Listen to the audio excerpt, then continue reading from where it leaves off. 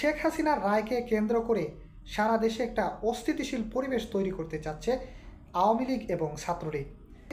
17ই November Sheikh হাসিনার রায়।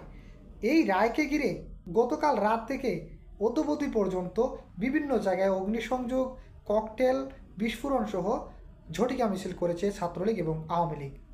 এখন বিষয় হচ্ছে আওয়ামী লীগ এবং ছাত্রলীগ বড় পরিসরে কেন তাদের সেই শাটডাউন কর্মসূচিটা তারা বাস্তবায়ন করতে পারছে না। এর পেছনের কারণগুলোর মধ্যে সর্বপ্রথম যে কারণ সেটা হচ্ছে যত ফেসিবাদ বিরোধী রাজনৈতিক দলগুলো রয়েছে সব রাজনৈতিক দলগুলো কিন্তু এক কাতারে এসে দাঁড়িয়েছে। সবার একটাই দাবি যেন আওয়ামী লীগ এবং ছাত্রলীগ শেখ হাসিনার এই রায়কে কেন্দ্র করে যেন কোনো ধরনের নৈরাজ্য তৈরি করতে না পারে এবং শেখ হাসিনার রায়টাকে যেন বানচাল না করতে পারে। যার দরুন পুলিশের পাশাপাশি বিভিন্ন রাজনৈতিক দলগুলো মাঠে ঘাটে অবস্থান করতেছে, যার দরুন ভয়ে আওয়ামী লীগ এবং ছাত্রলীগ কী করছে, তারা প্রকাশ্যে বিশাল আকারে তারা মিছিল মিটিং করতে পারছে না। যে কয়জনই ঝটিকা মিছিল করতেছে তাদের মধ্যেও আবার দেখবেন যে মুখোশ পরা, কারো আবার গামছা দিয়ে মুখ বাঁধা এবং হাতে মশাল নিয়ে দৌড়াচ্ছে। আবার মিছিল শেষে কে যে কোন দিকে দৌড়ে পালাবে যেন তারা রাস্তায় খুঁজে পাচ্ছে না, এরকম একটা অবস্থা। তো আসলে এই যে ফেসিবাদী শেখ হাসিনা, তার শাসনামলে বিএনপি জামাতের নেতাকর্মীরা যেভাবে পালিয়ে বেড়াচ্ছিল, আজকে এই দিনটাই এদেশের জনগণ দেখতেছে।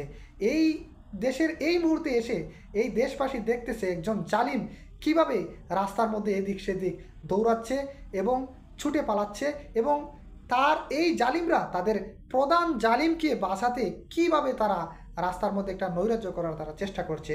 দর্শক, সময় যখন কথা বলে তখন খুব নিষ্ঠুরভাবে কথা বলে, যার জ্বলন্ত উদাহরণ হলো সেই শেখ হাসিনা। এই ফ্যাসিস্ট শেখ হাসিনা পুরো বিশ্বের যত ধরনের ফ্যাসিস্ট শাসক ছিল সবার লিডার। আমি তো মনে করি এই পুরো বিশ্বের যত ধরনের ফ্যাসিস্ট শাসক ছিল, জালিম শাসক ছিল, তাদের সবাইকে শেখ হাসিনার কাছে এসে ট্রেনিং নেওয়া দরকার।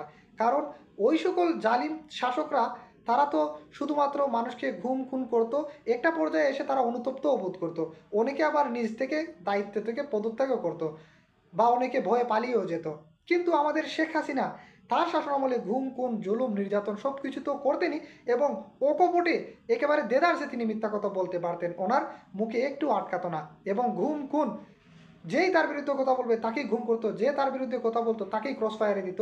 ওনার বিবেক একটু বাধা দিত না, ওনার কলিজার মধ্যে একটু গাঁথতো না, ওনার কলিজার মধ্যে একটু নড়েচড়ে উঠতো না যে আমি একজন মানুষ হয়ে, আমি একজন নারী হয়ে কিভাবে আরেকটা নারীর স্বামীকে হত্যা করি, আমি একজন নারী হয়ে কিভাবে আরেকটা নারীকে হত্যা করি, কিভাবে একজন মানুষকে অন্যায়ভাবে শুধুমাত্র আমার বিরুদ্ধে কথা বলার জন্য তাকে ফাঁসির মঞ্চে দাঁড় করিয়ে দিতে পারি। প্রিয় দর্শক, আপনাদের অবশ্যই মনে আছে আল্লামা দেলোয়ার হোসেন সাঈদীর কথা। ওনার রায়ের দিন প্রায় 50 থেকে 60 জন মানুষ শাহাদাত বরণ করেছিলেন। আজকে সেই শেখ হাসিনার রায়ের দিন দেখেন গোটা বাংলাদেশে একটা মাত্র মানুষও মারা গেছে, যায় নাই। কারণ এটাই হচ্ছে একজন ইমানের পক্ষে থাকা ব্যক্তি আর একজন বেঈমানের পক্ষের শক্তি, এটাই হচ্ছে তাদের তুলনামূলক পার্থক্য। দিন শেষে একজন ইমানদারের পাশে সবাইকেই পাবেন কম বেশ, কিন্তু দিন শেষে একজন বেঈমানের পাশে কাউকেই পাবেন না, যার জ্বলন্ত দৃষ্টান্ত হচ্ছে শেখ হাসিনার আজকের রায়। যে বা যারাই শেখ হাসিনার পক্ষ নিয়ে আজকে রাজপথে নামতেছেন, জ্বালাও পোড়াও করার চেষ্টা করতেছেন, তারাও আবার নিজেদের যান বাঁচিয়ে করতেছে। তারা মিছিল মিটিংয়ে যাচ্ছে, দৌড়াচ্ছে, আবার এদিক ওদিক তাকাচ্ছে, আবার কোন দিক দিয়ে যেন আবার পুলিশ চলে আসে, এই বইটাও আবার তাদের আছে। এইরকম চিন্তা চেতনা টেনশন থেকে তারা এদিক ওদিক তাকায়, আবার মিছিলটা শেষ হলে এমনভাবে দৌড়ে পালায় যে সামনে কী আছে ওইটা দেখার টাইম নেই, বাবা আপন যান বাঁচা, এরকম একটা অবস্থা নিয়ে তারা দৌড়ায়। আমরা বিগত বছরগুলোতে দেখেছি বিএনপি এবং জামাতের লোকজন, বিশেষ করে জামাতের লোকজন একেবারে স্টিল নাও তারা দাঁড়িয়ে আন্দোলন করেছে, তারা ভয়ে পালায় নাই। সময় যখন কথা বলে তখন খুব নিষ্ঠুরভাবে কথা বলে। এক সময়ের জালিম শাসক আজ সে বিচারের কাঠগড়ায় দাঁড়িয়েছে। পুরো দেশবাসী তাকিয়ে আছে এই জুলুম ফ্যাসিস্ট শেখ হাসিনার কী শাস্তি হয় এটা দেখার জন্য।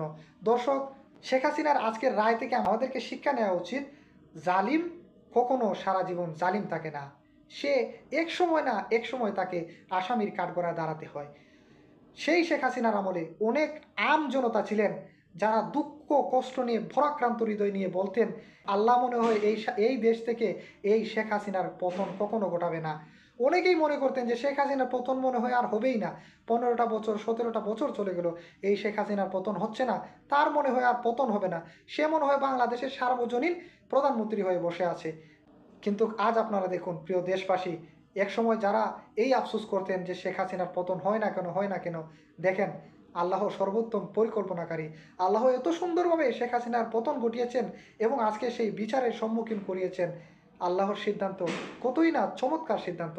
তাই এই শেখ হাসিনার আজকের রায় থেকে অভিজ্ঞতা নেওয়া উচিত যে জালিম সবসময় জালিম থাকে না, তাকে নির্দিষ্ট একটা সময়ের জন্য মহান আল্লাহ রাব্বুল আলামিন ছেড়ে দেন এবং তার নির্দিষ্ট সময় আসলে ঠিকই মহান আল্লাহ তাকে পাকড়াও করে ধরেন। প্রিয় দর্শক, রাজনীতির সাথে থাকুন, দৈনিক বর্তমান বাংলার সাথে থাকুন, ভালো থাকুন।